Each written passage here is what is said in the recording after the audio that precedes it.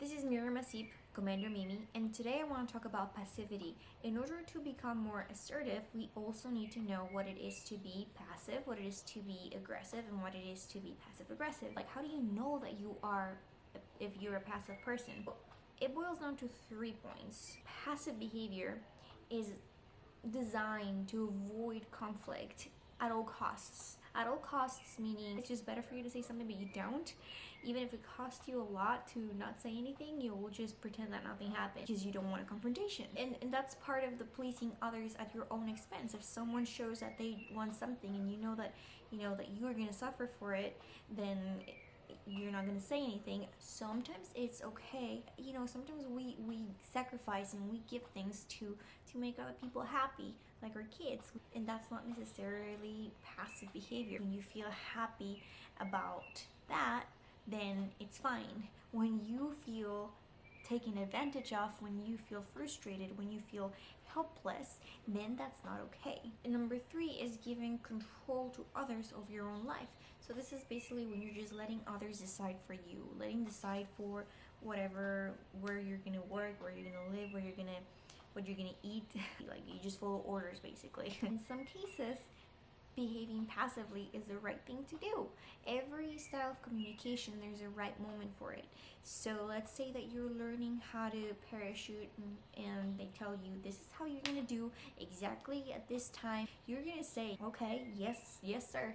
And that is appropriate. It's appropriate to behave passively in that situation because you're better off. So the whole point about how to differentiate if it's okay or not to behave passively is if you feel helpless about a situation, it's on them, then that's behaving passively. You always have the ultimate choice. Even if it's something that you don't like, you have to know that it's your choice. I'm choosing to wake up at 5 a.m. because I do want to take this course.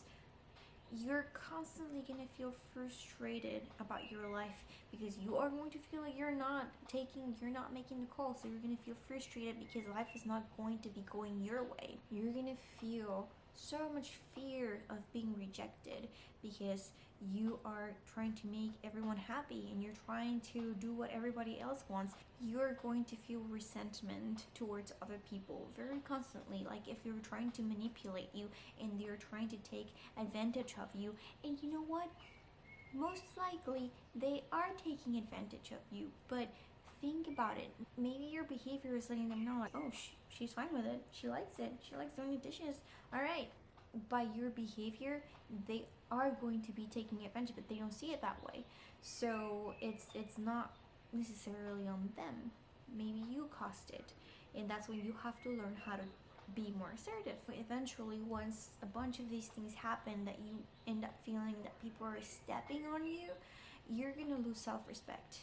Just remember these 3 points. If you feel all of this, it means that you are behaving passively. So don't avoid conflict. Conflict is not bad. Sometimes, people are different, so there are going to be frictions, and those frictions have to be met so that we start making the lines of what is your place and what is my place, so we can start defining those boundaries. So those need to happen, those conflicts, and that's okay, because at the end, if you resolve them properly and you're like, oh, okay, that's, if you understand them, then a relationship is going to be better. It's going to be a relationship of more respect. So remember that point. Then it's okay to make other people happy. Try to make them happy. That makes me happy. But never at the expense of yourself. If you really don't want to do it, if you don't want to do something to make someone happy, then you shouldn't be doing it. For point 3, that was, giving others power over your life. Remember that this is a habit of character. You probably have been used to just letting others decide for you. So it's going to be an effort for you to be reminding yourself, it's all ultimately my choice. Just take it all back and own it. And it's going to be a constant exercise because it's scary sometimes to have the responsibility of your choices.